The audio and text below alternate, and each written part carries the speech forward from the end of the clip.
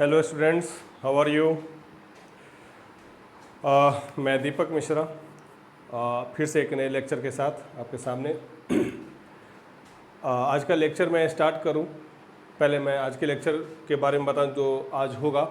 आज का lecture number जो होगा वो 14 होगा और टॉपिक होगा कंटिन्यूअस चार्ज बॉडी, इलेक्ट्रोस्टैट्स का लेक्चर नंबर 14। ठीक है स्टूडेंट्स, लेक्चर नंबर 14, इलेक्ट्रोस्टैट्स का लेक्चर नंबर 14 और टॉपिक का नाम होगा कंटिन्यूअस चार्ज बॉडी। क्लियर है? कौन सा टॉपिक होगा? Continuous charge body. चलिए, इस कंटिन्यूअस चार्ज बॉडी को मैं स्टार्ट करूं उससे पहले एक छोटा सा इन्फॉर्मेशन आपको देना चाहता हूं। थोड़ा सा इन्फॉर्मेशन क्या कहें, नोटिस, एक छोटा सा पॉइंट है जो मैं आपको बताना चाहता हूं। इससे जस्ट पहले जो अभी लेक्चर आया है सुपरपोजिशन प्रिंसिपल, ठीक है। तो सुपरपोजिशन प्रिंसिपल में थोड़ा सा एक चीज़, क्योंकि वीडियो वहाँ पे कट हो गया था अपने आप, तो उसमें मैंने इक्विलिब्रियम बताया था आपको ट्रायंगल के केस में, स्क्वायर के केस में, और हम क्वेश्चन डिस्कस कर रहे थे स्ट्रेट लाइन वाले केस का। आप अगर उस लेक्चर को लास्ट तक देखेंगे तो उसमें हम लोग जो टॉपिक डिस्कस कर रहे थे जिस समय वीडियो कट हुआ था, तो दो चार्ज पार्टिकल, एक को यहाँ रखे थे, एक को यहाँ रखे थे और तीसरे चार्ज को रख रहे थे, यहाँ पे रखते थे या यहाँ पे, उसी समय वीडियो ये कट हो गया।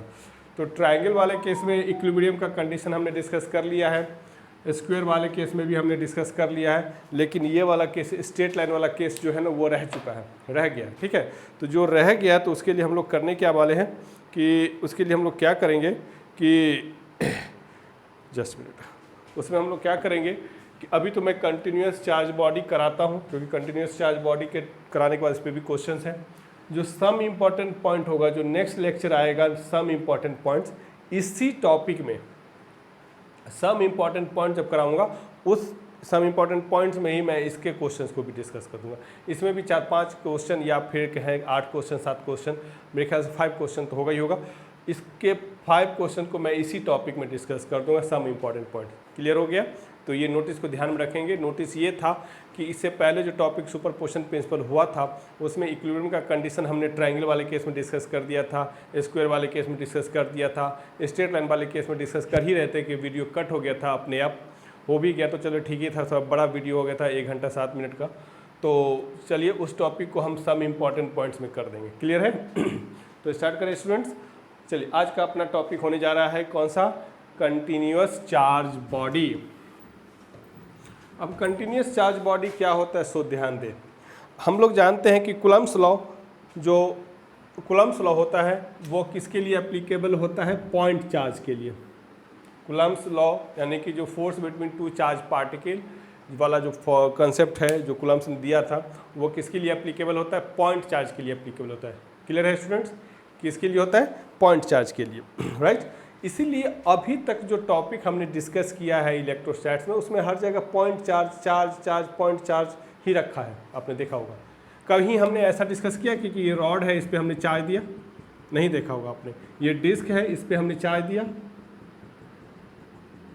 इस तरह कोई केस हमने डिस्कस किया? नहीं किया। लेकिन क्या चार्ज केवल पॉइंट ऑब्जेक्ट पे हो सकता है? नहीं, चार्ज तो किसी पे भी रख सकते हैं हम लोग। इस मार्कर पे पूरे पे हम चार्ज दे सकते हैं। दो बातें हैं, कूलम्ब्स लॉ पॉइंट चार्ज के लिए एप्लीकेबल होता है, ये अलग बात है, लेकिन चार्ज तो हम कहीं पे भी दे सकते हैं ना। इस पूरे बोर्ड पे हम चार्ज रख सकते हैं, क्लियर? तो जब हम इस पूरे बोर्ड पे चार्ज देंगे तो ये तो पॉइंट चार्ज नहीं रहेगा अपने लिए, या फिर रॉड पे चार्ज देंगे तो ये पॉइंट चार्ज तो नहीं रहेगा। तो ऐसे बॉडी जिसमें साइज, ऐसे बॉडीज का साइज बड़ा हो और चार्ज हो, तो ऐसे बॉडी को हम लोग क्या कहेंगे? Continuous charge body. क्या कहेंगे स्टूडेंट्स? Continuous charge body. देखिए मैंने क्या कहा, मैंने ये कहा क्योंकि कूलम्ब्स लॉ पॉइंट चार्ज के लिए एप्लीकेबल होता है, तो इसीलिए अभी तक का सारा डिस्कशन हम लोग का कॉन्सेंट्रेट था पॉइंट चार्ज पे। क्लियर? हमने कभी भी लाइन चार्ज या डिस्क पे चार्ज देकर या किसी और बॉडी पे चार्ज देकर हमने डिस्कस नहीं किया। लेकिन क्योंकि चार्ज तो हम किसी बॉडी पे दे सकते हैं, तो हमको हर तरह के बॉडी को डिस्कशन करना पड़ेगा। क्लियर हो गया? राइट। तो आज इसीलिए उसका टॉपिक का नाम होगा कंटिन्यूअस चार्ज बॉडी। तो देखिए, कंटिन्यूअस चार्ज बॉडी में हम लोग देख सकते हैं कि चार्ज का डिस्ट्रीब्यूशन बेसिकली कितने तरह का हो सकता है। चार्ज का डिस्ट्रीब्यूशन 3 तरह का हो सकता है, ठीक है। एक मान लीजिए एक बॉडी है जिसमें केवल लेंथ है, तो अगर इसमें हम चार्ज देंगे तो ये क्या कहलाएगा, linear body, linear charge body. ठीक है, मैं कोई एक ऐसा ऑब्जेक्ट उठाता हूँ, मान लेते हैं कि ये पेज एक मैं को उठा लेता हूँ, पेज हो तो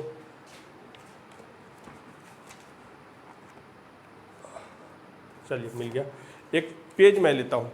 तो अगर मैं इस पेज पे चार्ज दूँ, इस पेज पे चार्ज दूँ तो ये चार्ज पूरे पेज पे अगर इस तरीके से आएगा और इस पेज में क्या आपको दिखेगा, केवल एरिया, लेंथ और ब्रेथ, हाइट थिकनेस ना के बराबर, तो केवल एरिया होगा। तो इस केस में हम लोग क्या कहेंगे, यानी कि इसमें जो चार्ज है उसके सरफेस पे ही पड़ा हुआ है, तो इसलिए इसको हम लोग क्या कहेंगे, सरफेस चार्ज बॉडी। पहला क्या था, लीनियर चार्ज बॉडी, दूसरा क्या था, सरफेस चार्ज बॉडी। तीसरा केस हम मैं उठा सकता हूँ कि मान लीजिए कि एक मैं ये उठाता हूँ, ये देखिए, तो पूरा ये ऑब्जेक्ट है, बड़ा सा पूरा ऑब्जेक्ट है, 3 डायमेंशनल ऑब्जेक्ट हो गया। तो अगर मैं इस पर चार्ज दूं तो चार्ज इसके अंदर भी जाएगा, पूरे वॉल्यूम में, इसमें वॉल्यूम हो गया ना, पूरे वॉल्यूम में चार्ज इसमें आ सकता है, रहेगा। तो इसके लिए इसको हम लोग क्या बोलेंगे, वॉल्यूम चार्ज बॉडी। तो हम लोग क्या लिखेंगे, देयर आर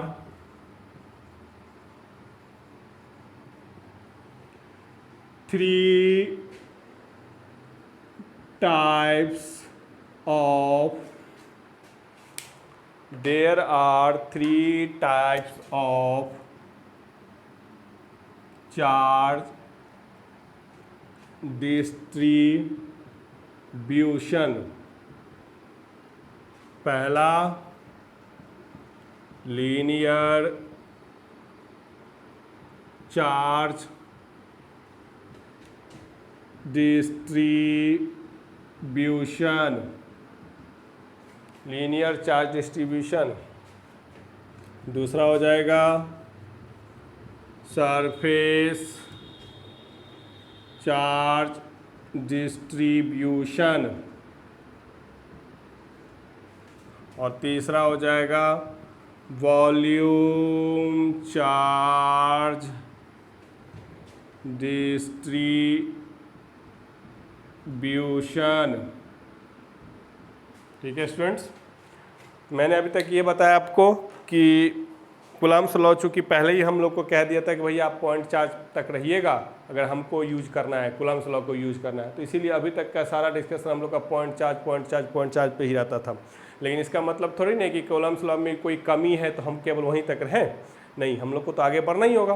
तो हम लोग को तो लीनियर बॉडी भी देखना है जिसमें केवल लेंथ हो और उस पर चार्ज हो तो लीनियर बॉडी, एक पूरा सरफेस हो उस पर चार्ज हो तो सरफेस बॉडी, और surface charge body I mean, और कोई बॉडी में वॉल्यूम है उस पर चार्ज हो तो उसको क्या बोलेंगे, वॉल्यूम चार्ज बॉडी। क्लियर हो गया। तो हमारे पास 3 तरह का चार्ज डिस्ट्रीब्यूशन होगा, linear charge distribution, surface charge distribution, volume charge distribution. ठीक है, अभी हम लोग को बारी बारी से तीनों चार्ज डिस्ट्रीब्यूशन को स्टडी करना है, लीनियर करेंगे, फिर सरफेस करेंगे, फिर वॉल्यूम करेंगे। क्लियर। और इसको स्टडी करने के बाद बाकी जो भी इलेक्ट्रोस्टैट्स के कॉन्सेप्ट हैं, जो भी कॉन्सेप्ट जो अभी तक पढ़ा है और जो आगे पढ़ने वाले हैं, वो हम सब के लिए लागू करने की कोशिश करेंगे, सबके लिए अप्लाई करने की कोशिश करेंगे। मैंने ये कहा कि पॉइंट चार्ज के लिए तो करेंगे ही करेंगे, कूलम्ब्स लॉ को यूज करके पॉइंट चार्ज का तो यूज करेंगे ही करेंगे। क्लियर। लेकिन बाकी linear charge, surface charge, volume charge के लिए भी हम लोग स्टडी करेंगे, उसके लिए भी सारे कॉन्सेप्ट हम लोग डेवलप करेंगे। क्लियर हो गया, राइट। हम लोग केवल पॉइंट चार्ज तक नहीं रुकेंगे, कूलम्ब्स ने जो हमें हिदायत दी थी केवल हम वहाँ तक नहीं रुकेंगे। हमारे पास अभी बहुत सारे मैथमेटिकल टूल्स आ चुके हैं, डिफरेंशिएशन है, इंटीग्रेशन है, बहुत सारे नए कॉन्सेप्ट आ चुके हैं जिसका यूज करके हम लोग linear, surface, volume charge body के भी सारे कॉन्सेप्ट को स्टडी करेंगे। क्लियर हो गया। तो मैंने आपको बताया है कि कंटिन्यूस चार्ज बॉडी 3 तरह का होगा, linear charge body, volume charge body, surface charge body. ठीक है। और अब आप लिखेंगे और बारी बारी से मैं करने जा रहा हूँ। पहले लीनियर चार्ज डिस्ट्रीब्यूशन को करूँगा।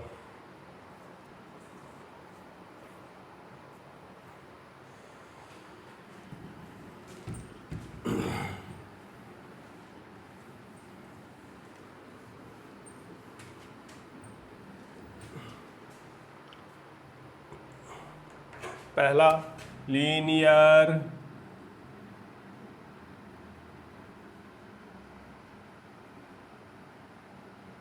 Charge distribution. देखिए क्या होता है, एक मान लीजिए लाइन हमने ले लिया, लाइन स्ट्रेट लाइन भी हो सकता है, दिख रहा है, और कर्व लाइन भी हो सकता है, कोई फर्क नहीं पड़ता है। अब इस लाइन का अगर लेंथ L है या इसका लेंथ L है और चार्ज हमने इस पर Q दिया, यानी कि इस पर चार्ज Q दिया, क्लियर हो गया। तो चार्ज ऑन लाइन कितना Q, लेंथ ऑफ लाइन कितना L। तो हम लोग सबसे पहले निकालेंगे एक टर्म हम लोग निकालने जा रहे हैं, लीनियर चार्ज डेंसिटी, जिसका फॉर्मूला होता है लीनियर चार्ज डेंसिटी। क्या होता है स्टूडेंट्स? ये होता है charge by length, charge by length. Linear charge density को हम लोग लैम्डा से लिखा करेंगे, तो लैम्डा इजकल टू चार्ज कितना है Q और लेंथ कितना है L। तो Q इजकल टू कितना हो गया स्टूडेंट्स?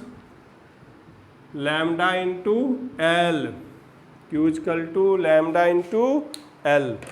क्लियर हो गया। अच्छा, इसी में अगर आपसे कहा जाए कि इस रॉड का छोटा सा टुकड़ा लीजिए, बहुत छोटा लेंथ लीजिए, जिसका लेंथ DL होगा, जिसका लेंथ कितना होगा DL। D मैथमेटिक्स में हम लोग यूज करेंगे, D एलिमेंट्री लेंथ, बहुत छोटे लेंथ के लिए, बहुत छोटे चीज़ के लिए मैथ में उसको हम D से यूज करेंगे। DL का मतलब हो गया स्मॉल लेंथ, इसको डिफ्रेंशिएशन भी कह सकते हैं हम लोग।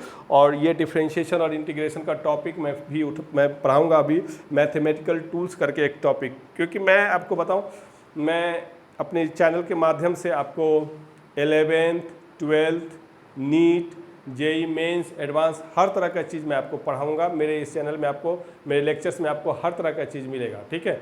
अगर आप मेरे लेक्चर को प्रॉपरली आप स्टडी करें क्लासरूम की तरह, तो आपका कोई भी एग्ज़ाम आपसे छूटेगा नहीं। मेरा गारंटी है इस बात का, ठीक है। तो इसीलिए उसी कड़ी में मुझे डिफ्रेंशिएशन भी पढ़ाना है, इंटीग्रेशन भी पढ़ाना है, यानी कि मैथ के कुछ पोर्शन भी मैं पढ़ाऊँगा। तो मान लीजिए इस रॉड का छोटा सा लेंथ लिया DL, यानी कि DL, इस दो रॉड लिया तो इसका भी लेंथ, इस पे चार्ज कितना होगा? तो चार्ज भी एलिमेंट्री होगा DQ। तो अगर आपको DQ निकालना है तो कैसे निकालेंगे? तो देखिए, तो हम लोग जानते हैं चार्ज इजकल टू क्या हो जाएगा, charge density lambda into length. तो यहाँ पे लेंथ कितना होगा DL ना, तो DQ इजकल टू कितना हो जाएगा, लैम्डा इंटू DL, ठीक है। ये चार्ज डेंसिटी हो गया, Q equal to lambda L हो गया। अगर छोटा सा लेंथ लेंगे तो छोटा charge DQ is equal to lambda into DL। आप देखिए, तो अब यहाँ पे unit of lambda, charge density का यूनिट क्या हो जाएगा? तो देखिए, तो चार्ज का यूनिट कितना बोला आपने? Coulomb, very good. और लेंथ का मीटर, कूलम्ब पर मीटर, ठीक है। अच्छा, कूलम्ब को मैंने बताया था आपको कि कूलम्ब को एम्पियर सेकेंड भी बोल सकते हैं, और लेंथ के लिए मीटर, एम्पियर सेकेंड पर मीटर, ठीक है। इसका डायमेंशन अगर मैं लिखूं स्टूडेंट्स, तो क्योंकि इसमें मास तो है नहीं, लेंथ है L, तो L माइनस ऊपर जाएगा, टाइम है तो सेकेंड, और करंट के लिए A लिख लेते हैं या I, कई बार A भी लिखा रहता है, कई बार I भी लिखा रहता है, तो आप इसमें कंफ्यूज नहीं करेंगे। L-1T और I भी कई जगह आपको दिखेगा, कई ये सब मिलेगा, ठीक है। और ये स्केलर क्वांटिटी है। लैम्डा क्या है देख सकते हैं, ये भी लेंथ है तो स्केलर, चार्ज है तो स्केलर, तो लैम्डा इज स्केलर क्वांटिटी।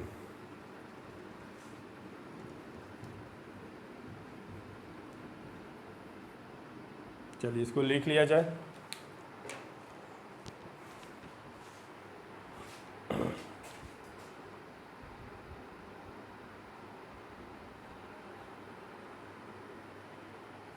ठीक है स्टूडेंट्स, नेक्स्ट हम लोग का होगा सरफेस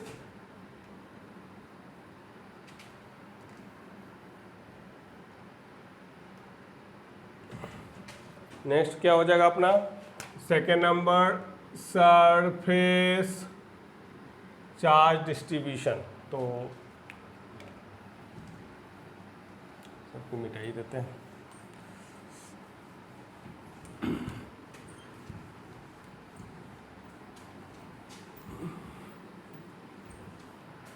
सरफेस चार्ज डिस्ट्रीब्यूशन, मान लीजिए कि कोई एक सरफेस है, कोई बॉडी है जिसमें केवल सरफेस है, यानी कि वॉल्यूम नहीं है। इस पे चार्ज आपने Q दिया और इसका एरिया आपने A लिया, इसका सरफेस एरिया A लिया, ठीक है। कोई टू डायमेंशनल ऑब्जेक्ट है जिसमें केवल लेंथ और ब्रेथ होने के चक्कर में उसमें केवल सरफेस होगा, यानी कि सरफेस एरिया A, ठीक है, वॉल्यूम नहीं होगा। तो चार्ज ऑन बॉडी कितना Q, area of the surface of the body कितना A। तो एक टर्म हम लोग यहाँ पे यूज करेंगे, सरफेस चार्ज डेंसिटी, इसको हम लोग सिग्मा से लिखेंगे और इसका फॉर्मूला हो जाएगा चार्ज बाय एरिया। तो sigma equal to charge Q और एरिया A, तो sigma equal to Q by A, I mean, तो Q equal to sigma into A, ठीक है।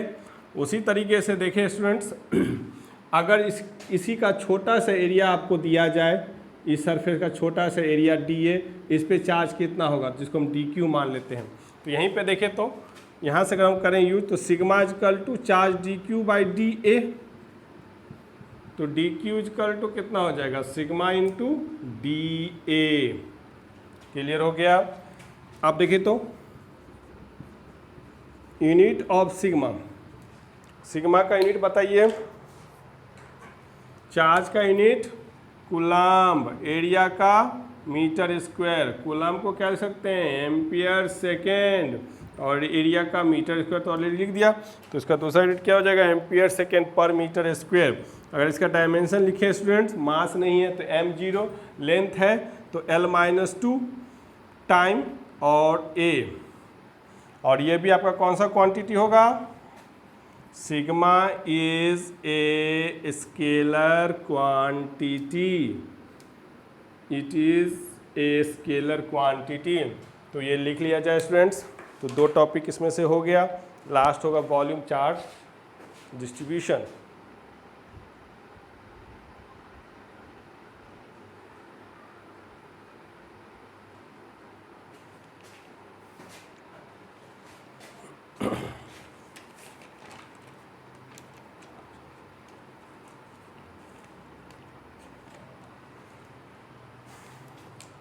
आप लेक्चर को कंटिन्यू अभी करते जाना स्टूडेंट्स। अभी हम लोग DA भी निकालना सीखेंगे कि DA कैसे निकालते हैं, ठीक है, ये सब निकालने का तरीका आएगा।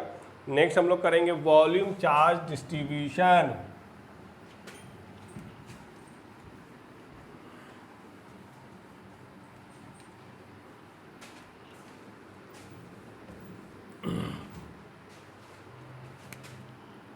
Third is volume charge distribution. देखिए स्टूडेंट्स, ये कोई 3 डायमेंशनल ऑब्जेक्ट है, किसी शेप में हो सकता है। मैं तो क्यूबॉइड बना दिया, आप किसी शेप का भी बना सकते हैं। इस पे चार्ज आपने दिया Q, और इसका वॉल्यूम है V। तो देखिएगा, charge on the body is equal to Q, volume of the body V। तो एक टर्म यहाँ पे भी हम लोग निकालेंगे, वो हो जाएगा volume charge density equal to charge by volume. Volume charge density को स्टूडेंट्स रो से लिखेंगे तो Q by V, rho equal to Q by V। तो यहाँ से अगर मैं लिखूँ Q इजकल टू कितना हो जाएगा, रो इंटू वी। अगर इसी का मैं छोटा सा टुकड़ा ले लूँ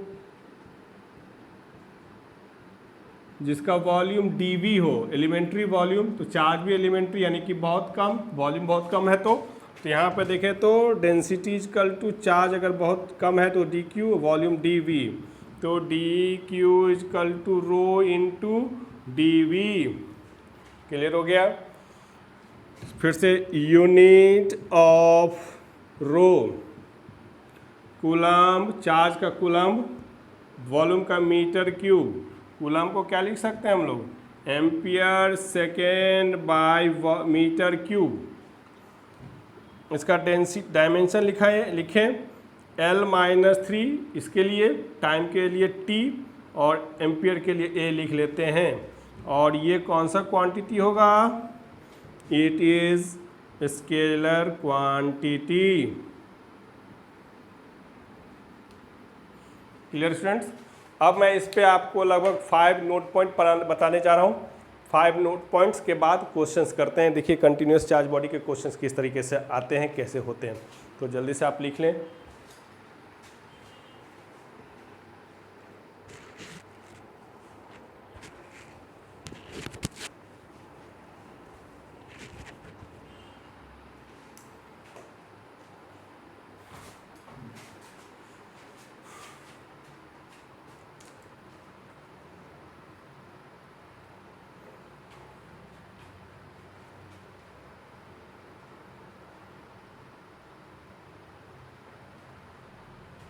चलिए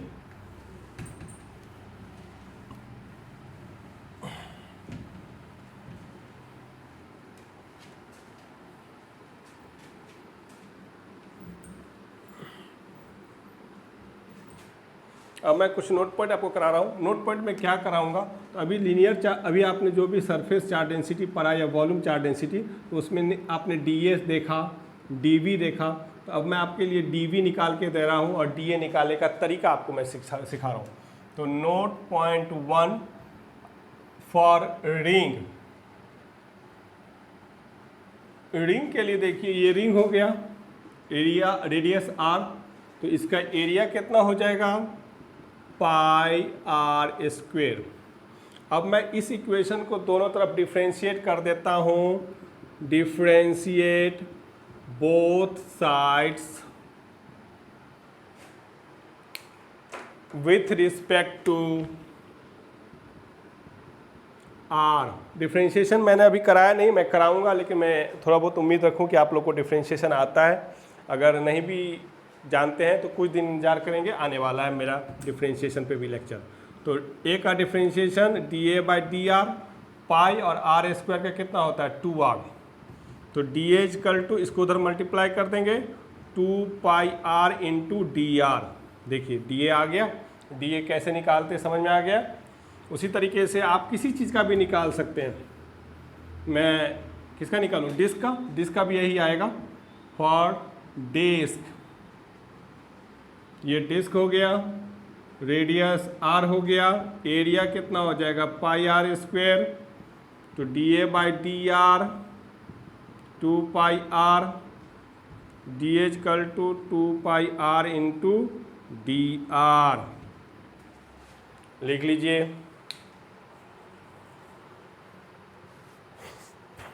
और भी निकालते हैं। नोट पॉइंट 3 ले लेते हैं, फॉर स्क्वायर, स्क्वायर का ये स्क्वायर हो गया, इसका साइड ए मान लीजिए, तो इसका एरिया कितना हो जाएगा आर स्क्वायर। इसको भी डिफ्रेंशिएट करेंगे तो dA/dr इजकल टू कितना 2r। तो dA is equal to 2r dr लिख लीजिए।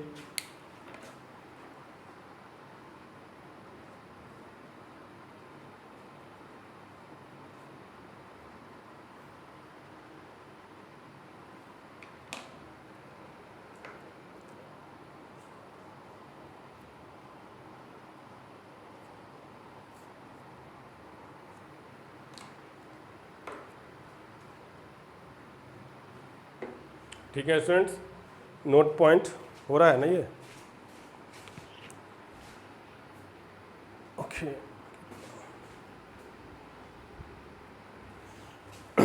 ओके, नाउ नोट पॉइंट 4 देखें।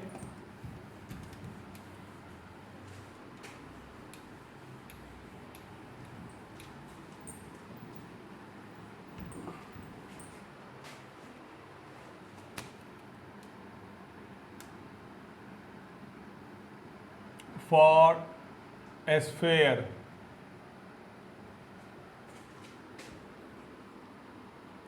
ये स्फीयर मान के चलते हैं इसको, इसका रेडियस r है, तो इसका वॉल्यूम कितना हो जाएगा 4/3 पाई r क्यूब। अगर मैं इसको डिफ्रेंशिएट करूं तो dv/dr 4/3 पाई r क्यूब का डिफ्रेंशिएशन 3r², 3 से 3 कैंसिल हो जाएगा, तो dv = 4 पाई r² इंटू dr। लिख लीजिए इसको भी। इस तरह से आप किसी चीज़ का भी निकाल सकते हैं, आप खुद ही देख लीजिए। सिलेंडर हो सकता है, कोन हो सकता है, क्यूबॉइड हो सकता है, क्यूब हो सकता है, किसी चीज़ का dA dV आप निकाल सकते हैं। तरीका मैंने आपको बताया है, क्वेश्चन में ये ज़रूरत पड़ेगा, जहाँ जैसे ज़रूरत पड़ेगा आप उस हिसाब से करते जाएंगे। ठीक है स्टूडेंट्स, क्लियर। DL में तो कुछ निकालना नहीं होगा, DA निकालने की जरूरत पड़ सकती है और DV निकालने की जरूरत पड़ सकती है, और जो कि मैंने आपको करा दिया। ठीक है, मेरे ख्याल से ये सब चीज़ नया नया आपके लिए होगा, आपने इसको ऐसे देखा नहीं होगा। ठीक है, तो इसको ध्यान से आप देखिए। ठीक है, लेक्चर की अहमियत को समझिए, फील करिए, और थोड़ा सा आप लोग को ये मैं कह रहा हूँ, थोड़ा सा इसको शेयर करिए। शेयर करेंगे तो उससे क्या होगा कि मेरे लिए भी थोड़ा एक्सपोजर बढ़ेगा, लोगों तक जाएगा बात, मैसेज। ठीक है, अगर क्वालिटी है तो लोगों को आना चाहिए, देखना चाहिए। ठीक है स्टूडेंट्स, अब मैं क्या करता हूँ, कंटिन्यूस चार्ज बॉडी के ऊपर मैं आपको कुछ क्वेश्चंस कराता हूँ। ठीक है,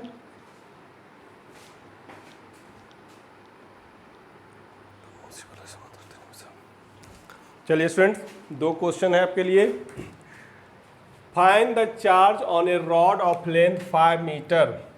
एक रॉड है जिसका लेंथ कितना है 5 metre, and its linear charge density lambda कितना है 5 माइक्रोकूलम पर सेंटीमीटर।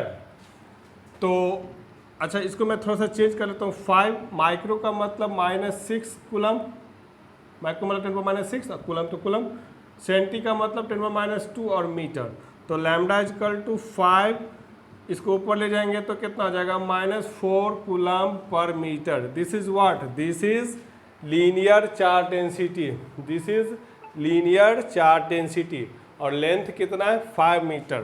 तो चार्ज = आपको क्या बताया स्टूडेंट, लैम्डा इंटू एल, तो लैम्डा 5 × 10⁻⁴, और एल कितना दिया 5 मीटर, तो ये हो जाएगा कितना। अच्छा, यहाँ पे देखेंगे कूलम बाय मीटर, यूनिट भी रखेंगे तो ये से ये कैंसिल हो जाएगा, तो Q = 5 × 5 25 × 10⁻⁴ coulomb. This is the charge on that rod. Next question is, if a circular ring of radius 5 metre, radius कितना है student 5 metre, has charge 10 coulomb. तो देखिए रिंग में तो ये यही पोर्शन ना होता है, एक तरीके से ये कर्व लाइन हो सकता है, अगर यहाँ से कट करके फैला दें तो कर्व लाइन ही हो गया। तो जो भी चार्ज अगर इसमें देंगे, रिंग में मटेरियल तो केवल यहाँ पे होगा ना, तो यानी कि रिंग में मटेरियल उसके लेंथ पे ही फैला हुआ रहेगा, तो चार्ज भी तो लेंथ पे ही रहेगा। तो इसीलिए यहाँ पे लिखा है find its linear charge density. तो चार्ज कितना है इस पर 10 कूलम, तो चार्ज कितना हो गया students, Q = 10 coulomb, length 2πr, 2 × पाई और r का वैल्यू 5, तो कितना हो जाएगा 10 पाई मीटर।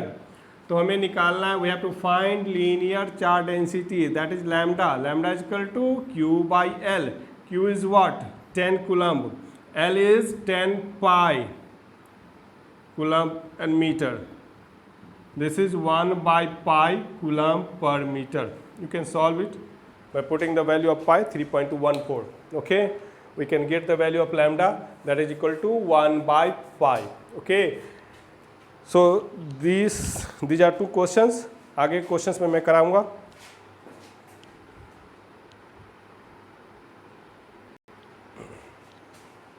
देखिए students, if a circular disc of radius 5 metre, एक सर्कुलर डिस्क है जिसका रेडियस कितना है 5 metre, find has charge 10 coulomb, और इसका चार्ज कितना है 10 कूलम। इस पे चार्ज है Q इक्वल टू 10 कूलम और रेडियस कितना है 5 metre. Find its surface charge density. देखिए तो इसमें ये डिस्क है, तो डिस्क में तो सरफेस होगा ना पूरा, ये तो पूरा सरफेस होगा। क्लियर? तो इसका अगर मैं निकालूंगा तो surface charge density sigma equal to Q by a, Q कितना 10 pi r square, 10 by pi, pi का वैल्यू मैं रखता नहीं, अभी आप रख लेंगे 10 बाई पाई इंटू 25 2 and 5, तो the value of sigma will be 2 by 5 pi coulomb per metre square. Okay, चलिए इसको भी आप लिख लीजिए।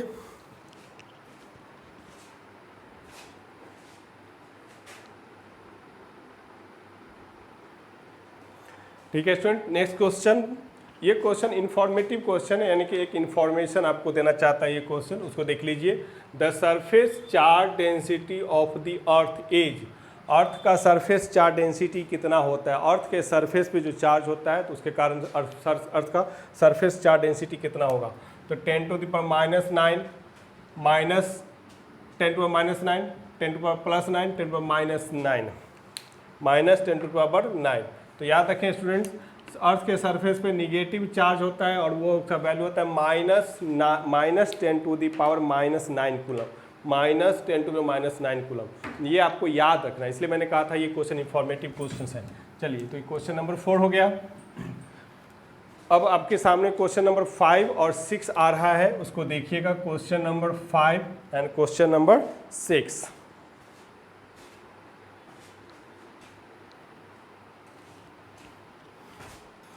देखिए स्टूडेंट्स, ये दो क्वेश्चन आपके सामने, question number 5 and question number 6। कहता है मेटेलिक स्फीयर, मेटेलिक स्फीयर मतलब एक सॉलिड स्फीयर है लेकिन ये मेटल का है, हैज चार्ज, चार्ज कितना है 10 कूलम, देखते हैं यहाँ पे लिखा हुआ, और इसका रेडियस कितना है 5 मीटर, और इसमें निकालना क्या है सरफेस चार्ज डेंसिटी। एक चीज़ देखिए, तो ये सॉलिड स्फीयर है और यहाँ निकालना क्या है सरफेस चार्ज डेंसिटी। इसमें वॉल्यूम चार्ज डेंसिटी निकालना चाहिए ना, जबकि मेटेलिक स्फीयर है, स्फीयर तो पूरा 3 डायमेंशनल ऑब्जेक्ट हो गया। तो देखिए स्टूडेंट्स, होता क्या है ना, इसमें एक प्रॉपर्टी, इसमें भी एक इन्फॉर्मेशन आपको जानना है, उसका प्रूफ आगे आएगा। ये मेटेलिक स्फीयर जो कि कंडक्टर स्फीयर होगा, याद रखिएगा, कंडक्टर स्फीयर में अगर आप चार्ज अंदर भी देंगे ना तो वो भाग के सरफेस पे आ जाता है, चार्ज आपके बॉडी में नहीं रुकेगा। मेटेलिक स्फीयर में या मेटेलिक कोई भी बॉडी हो, अंदर में चार्ज नहीं रहता है, वो उस भाग के सरफेस पे आ जाएगा। क्लियर हो गया? कोई भी ऑब्जेक्ट मेटेलिक हो या कंडक्टर ऑब्जेक्ट होगा, चार्ज आप अंदर में भी देंगे ना तो वो फाइनली कहाँ पे आके रुकेगा, सरफेस पे ही रुकेगा। क्लियर? एक तरीके से ये हॉलो स्फीयर, इलेक्ट्रिकली ये हॉलो स्फीयर की तरह बिहेव करेगा। जैसे हॉलो स्फीयर में यहाँ तो कुछ है ही नहीं, तो जो भी चार्ज देंगे वो उसके सरफेस पे रहेगा ना। तो याद रखिए, दिमाग में बिठा लीजिए, अगर कंडक्टर स्फीयर है या मेटेलिक स्फीयर जो कंडक्टर है तो उसमें जो भी चार्ज होगा वो उसके सरफेस पे भी हो, सरफेस पे ही होगा। तो ये वाला पोर्शन उसके लिए मायने नहीं रखता है। तो याद रखें, हॉलो स्फीयर और कंडक्टर स्फीयर का प्रॉपर्टीज मैच कर जाता है। क्या कर जाता है? मैं इलेक्ट्रिकली वो दोनों मैच करता है। तो इसीलिए इसमें भी सरफेस चार्ज डेंसिटी निकालेंगे, तो इसमें भी सरफेस चार्ज डेंसिटी निकालेंगे। Sigma equal to Q by a, Q कितना 10, और स्फीयर का सरफेस एरिया तो आपको याद ही होगा 4 pi r square, that is 10 by 4 pi. Pi का वैल्यू आप रख लेंगे 3.14 और आर का वैल्यू कितना 5 का 5 25। तो ये दोनों देखिए तो कितना हो जाएगा 10 बाई 3.14 इंटू 100 ना, 25 इंटू 4, तो 1 by 31.4 coulomb per metre square. और इसी तरह का क्वेश्चन यहाँ पे, लेकिन यहाँ पे non metallic sphere of radius 5 metre है। नॉन मेटेलिक स्फीयर है जिसका रेडियस 5 मीटर है और इसका चार्ज कितना है 10 कूलम। तो इसका वॉल्यूम चार्ज डेंसिटी कितना हो जाएगा, rho equal to charge by volume. Rho कितना, चार्ज कितना 10 और इसका वॉल्यूम, क्योंकि देखिए नॉन मेटेलिक स्फीयर है स्टूडेंट्स, इसमें जब चार्ज देंगे तो इसके वॉल्यूम में भी रहेगा, अंदर भी रहेगा, कुछ सरफेस पे भी रहेगा, कुछ अंदर में भी रहेगा। चार्ज जैसे प्लेस करेंगे वैसे ही रहेगा। तो हमने ये कहा कि यूनिफॉर्मली हमने चार्ज उसके पूरे बॉडी में दिया है, तो पूरे बॉडी में चार्ज फैला हुआ है, ठीक है। By volume 4/3 pi r cube, तो 10/3 ऊपर चला जाएगा, 4 × 3.14 आर क्यूब। आर कितना है 5 है सर, तो 25 125। अब इसको कर लें, ये 2 ये 25, तो 3/3.14 और ये 50। अब इसको आपका सॉल्व करना है, ठीक है स्टूडेंट्स। तो ये क्वेश्चन नंबर 6 हो गए, और भी क्वेश्चंस हैं, अभी कराता हूँ।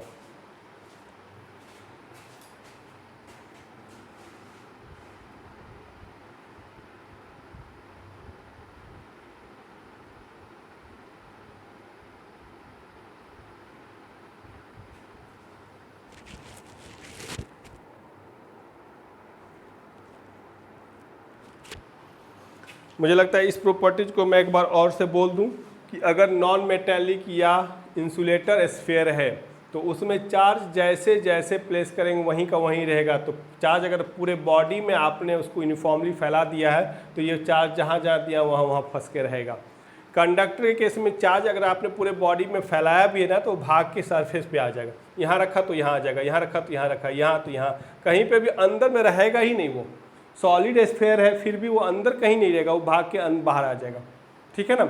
उसी तरीके से यहाँ पे भी है कि अंदर में कोई चार्ज देंगे तो वो जहाँ देंगे वहीं रहेगा।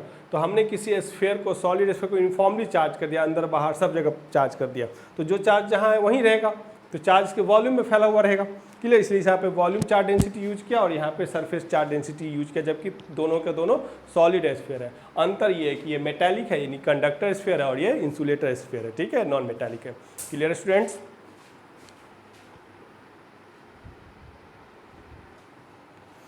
ठीक है स्टूडेंट्स, ये जो क्वेश्चन 7 नंबर क्वेश्चन है, क्वेश्चन मैं आपको पहले बता दूं, ये पॉइंट चार्ज है जिसपे चार्ज Q है और ये लीनियर चार्ज है जिसपे चार्ज Q और लेंथ L है।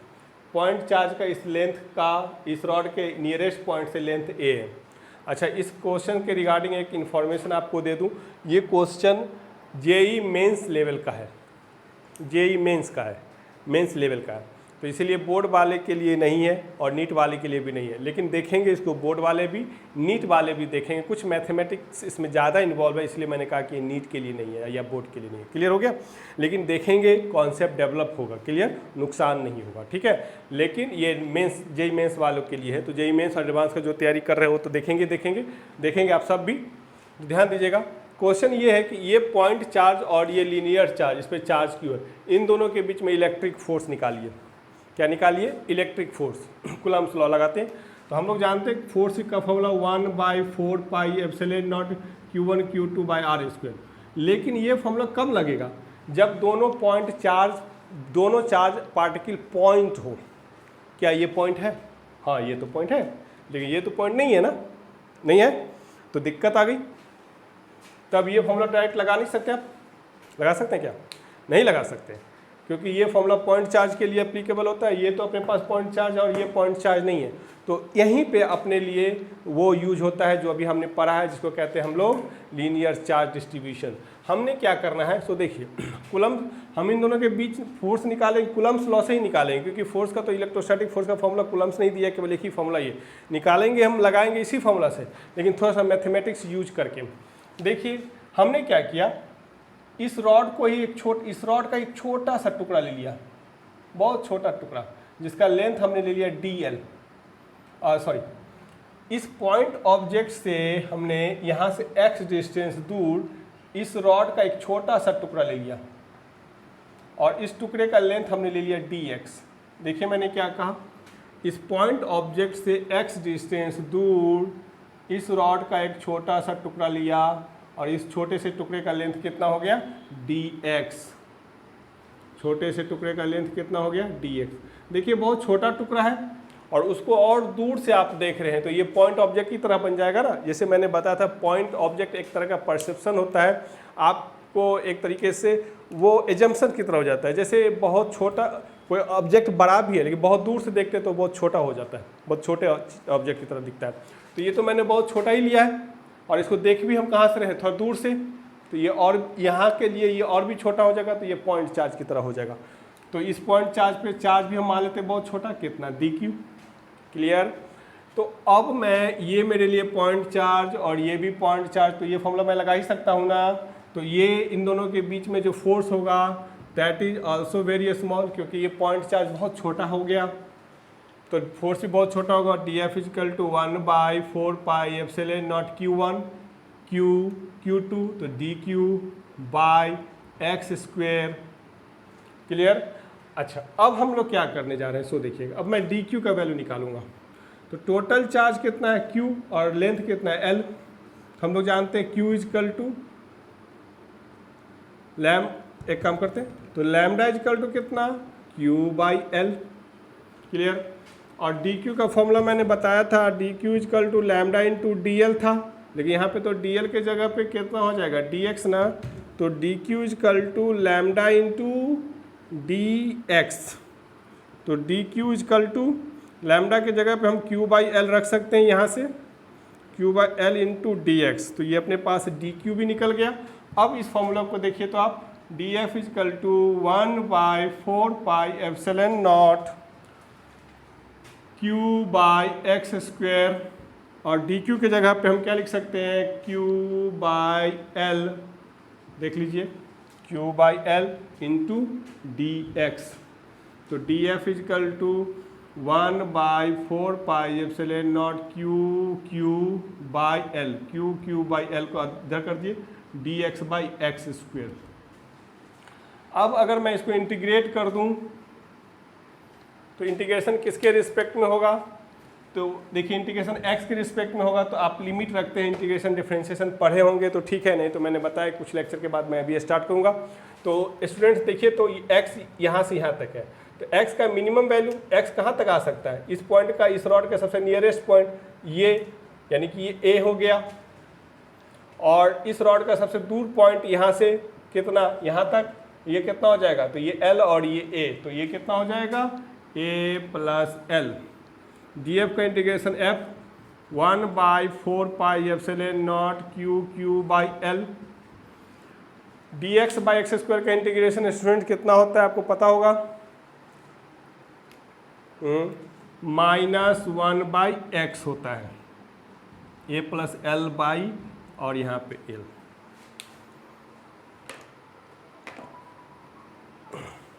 अब देखेंगे f is equal to 1/4 pi epsilon naught q by l.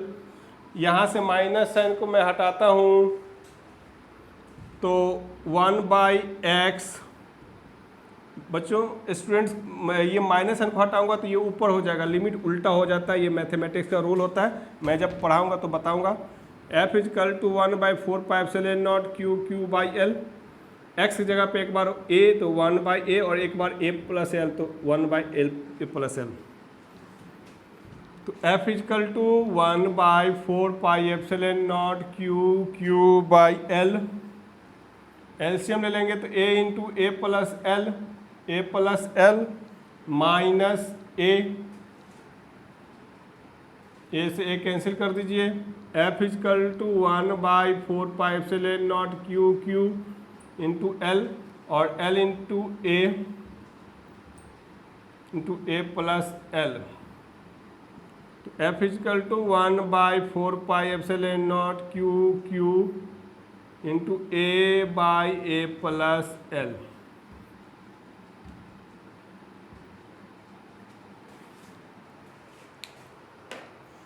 Clear students, ये फोर्स का वैल्यू आ गया। देखिए ये तरीका था, मैथमेटिक्स ज़्यादा यूज हुआ।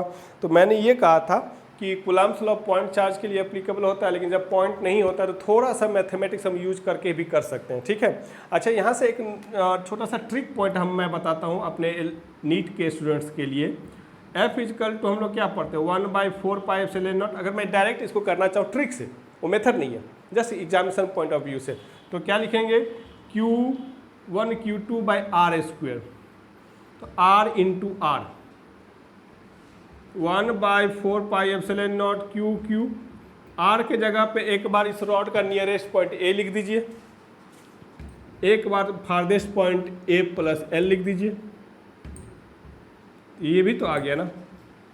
एक ट्रिक हो सकता है, मैं इस पर बहुत ज़्यादा बिलीव नहीं करता हूँ ट्रिक्स पे, क्योंकि इंजीनियरिंग का स्टूडेंट रहा हूँ तो हर चीज़ को पूरा डिटेल से करने की कोशिश करता हूँ, लेकिन नीट वाले इसको ऐसे कर सकते हैं, ठीक है। नीट वाले यहाँ से यहाँ तक तो पहले समझे और उसके बाद ये चीज़ ट्रिक लगा सकते हैं, ठीक है स्टूडेंट। तो इसको आप देख लीजिए बढ़िया से। मैं चाहता हूँ कुछ और क्वेश्चन कराऊँ।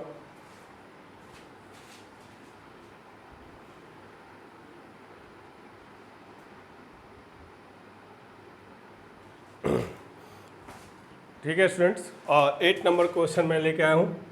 अच्छा, ये क्वेश्चन आपका उसका नहीं है, कंटिन्यूस चार्ज बॉडी का नहीं, कंटिन्यूस चार्ज बॉडी हो गया, पढ़ा भी दिया, 7 क्वेश्चन उस पर करा दिया।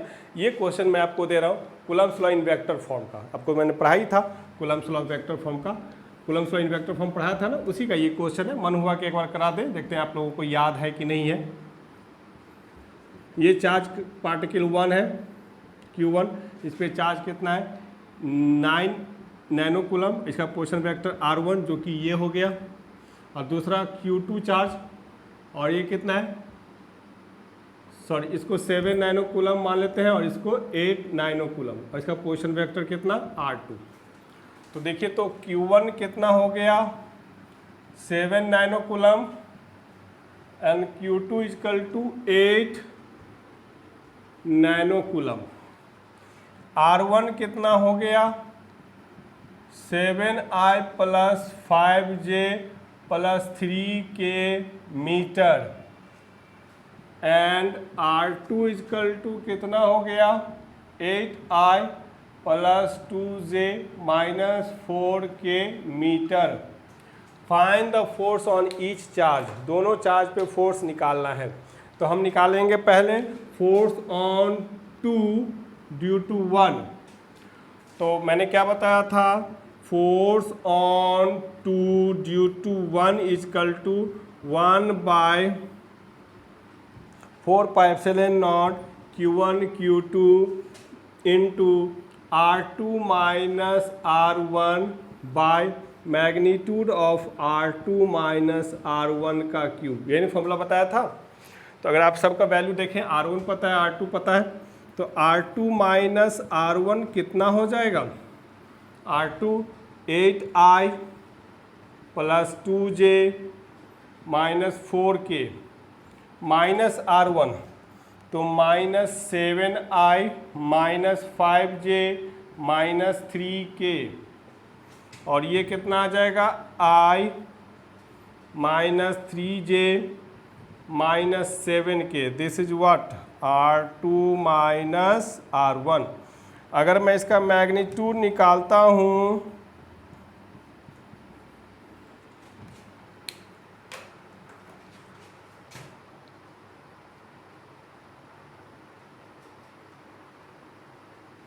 तो ये कितना हो जाएगा 1 का स्क्वायर प्लस 3 का स्क्वायर प्लस 7 का स्क्वायर। मैग्नीट्यूड निकालना तो आता होगा, वेक्टर में देख लेंगे। 1 प्लस 9 प्लस 49, तो ये कितना हो जाएगा 59, यानी कि 59 टू द पावर हाफ। अब अगर इन सब का वैल्यू आप इसमें रख दीजिए, F21 इजकल टू इसका value 9 into 10 to the power 9, Q1 कितना 7 into 10 to the power 9, Q2 कितना 8 into 10 to the power 9 into R2 minus R1, यहाँ पे लिखा हुआ है देख लेंगे, I minus 3J minus 7K by cube, R का क्यूब, तो R कितना है 59 पावर हाफ और 3/2, तो इससे इसको कैंसिल कर लेंगे। मल्टीप्लाई कर लेंगे तो 9 इंटू 8 7 56 10 to the power -9 59 root 59 I -3j -7k। ये हो गया student force on 2 due to 1। अगर मुझे फोर्स ऑन 1 ड्यू टू 2 निकालना होगा तो आप जानते हैं कि ये minus of force on 2 due to 1 होता है। Force on 1 due to 2 is equal to minus of this, तो अगर इसमें माइनस में लगा दूं तो ये 9 इंटू 56 10 टू -9 59 रूट 59 और माइनस लगा दूंगा तो ये -i + 3j + 7k। ठीक है स्टूडेंट्स, ये हो गया। ये एक एक्स्ट्रा क्वेश्चन मैंने करा दिया इसमें, देखें सारा चीज़ सही दिख रहा है आपको।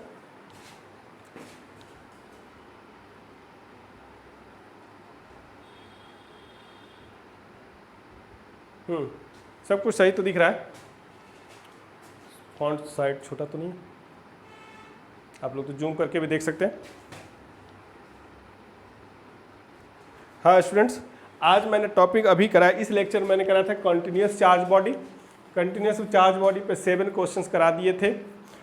एक मन हुआ था कि एक क्वेश्चन आपको मैं उसका Coulomb's law in vector form का करा दूं, इंपॉर्टेंट होता है, तो मैंने ये क्वेश्चन करा दिया, आपका रिवीजन भी हो गया। ये फॉर्मूला आपको याद होगा, force on 2 due to 1 equal to 1/4π Q1 Q2 R2 - R1 and magnitude of R2 - R1 का Q, और इस तरीके से मैंने इसको पुट कर दिया।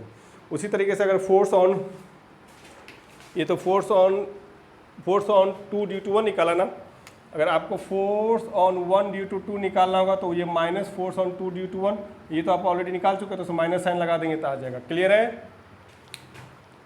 ओके स्टूडेंट्स, तो ये टॉपिक मैं ख़त्म कर दिया, कंटिन्यूस चार्ज बॉडी, और इस लेक्चर को भी मैं अभी फिनिश कर देता हूँ, लास्ट कर देता हूँ। और 2 बातें मैं बता दूँ कि ये जो चैप्टर चल रहा है इलेक्ट्रिक फोर्स, ये अब लास्ट टॉपिक इसका बाकी है, सम इम्पॉर्टेंट पॉइंट में बेसिकली न्यूमेरिकल ज़्यादा रहेगा। क्लियर हो गया? और उसके साथ फिर मैं नेक्स्ट जो अपना चैप्टर है सब चैप्टर, ये भी सब चैप्टर इलेक्ट्रिक फोर्स था, अब उसके बाद नेक्स्ट सब चैप्टर इलेक्ट्रिक फील्ड स्टार्ट करूँगा। बहुत इंपॉर्टेंट है, इंटरेस्टिंग भी है। आपको ये अभी तक का टॉपिक कैसा लगा? मेरे ख्याल से सारे लेक्चर आपने देखा होगा, शुरू से देखेंगे, एक लेक्चर दूसरे से जुड़ा हुआ है, रिलेटेड है, खासकर जो मैंने पढ़ाया है मैंने इसी तरीके से प्रिसाइज वे में अपने लेक्चर प्लान किया हुआ हूँ बहुत पहले से। तो आप अगर देखेंगे तो अगर आप कंटिन्यूटी में देखेंगे ना तो बहुत फ़ायदा करेगा। क्लियर? अच्छा, आप लोग अगर वीडियो देख रहे हैं तो इसके बारे में एक रियल फीडबैक आप देते रहें, व्हाट्सएप पे भी, यूट्यूब पे भी दे सकते हैं, और मैं चाहूँगा कि व्हाट्सएप पे भी आप दें। बात करना चाहते हैं तो व्हाट्सएप नंबर पे आप कॉल करके आप मुझसे बात भी कर सकते हैं, कुछ और भी चीज़ जानना चाहते हैं तो आप मुझे बताएं। ठीक है? मैं कोशिश करूँगा कि बहुत जल्दी मैं पूरा फिजिक्स का लेक्चर इस पर डाल दूँ, 11 और 12 दोनों का 2-3 लेक्चर मैं हर रोज़ डालूंगा, तो जल्द ही आपका पूरा हो जाएगा। ठीक है स्टूडेंट्स, मैं कोशिश करूँगा 1 से 1.5 महीने के अंदर में पूरा फिजिक्स में इस पर अपलोड कर दूँ। अगर आपको ये लेक्चर कहीं से भी थोड़ा सा भी फ़ायदा लग रहा है, आपको इससे कॉन्सेप्ट क्लियर हो रहा है, तो एक तो आप फीडबैक मुझे दीजिए यूट्यूब पे कमेंट्स के तौर पे, व्हाट्सएप पे आप मैसेज करिए या कॉल करिए, और इसको ज़्यादा से ज़्यादा शेयर करिए, थोड़ा सा मेरा हौसला अफजाई होगा तो और ज़्यादा काम करने का रहेगा। जैसे अभी थोड़ा सा कम फ्रीक्वेंसी पे मैं लेक्चर डाल पा रहा हूँ, अगर आप लोग का थोड़ा सपोर्ट रहेगा तो शायद ये फ्रीक्वेंसी बढ़ता चला जाएगा। ठीक है स्टूडेंट्स, इसी बातों के साथ आज का लेक्चर मैं यहीं फिनिश करता हूँ, अगले लेक्चर में मिलते हैं जल्दी। बाय।